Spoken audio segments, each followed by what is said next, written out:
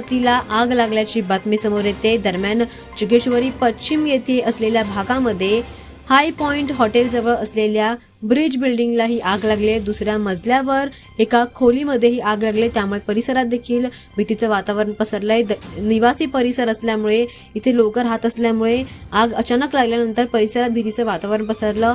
नागरिक देखील घाबरल्याचं पाहायला मिळतंय। दरम्यान ही आग 7 मजल्या ब्रिज बिल्डिंगच्या दुसऱ्या मजल्यावर लागली। एका खोलीमध्ये ही भीषण आज सकाळी लागली, ज्यामध्ये या आगीमध्ये एका 73 वर्षीय महिलेने तिचा जीव गमावला आहे। त्यामुळे आगीची माहिती मिळताच 4 अग्निशमन दलाच्या गाड्या आणि अतिरिक्त अग्निशमन दलाच्या गाड्या घटनास्थळी दाखल झाल्या आणि त्यांनी आग आटोक्यात आणण्याचे प्रयत्न देखील केले। पोलिसांनी देखील आता ही आग नेमकी कशामुळे लागली याचा शोध घ्यायला सुरुवात केली आहे। अद्याप अजूनही आगीचं कारण कळू शकलेलं नाहीये, मात्र पोलीस प्रशासन याची चौकशी करत आहे, त्याचा तपास घेत आहेत।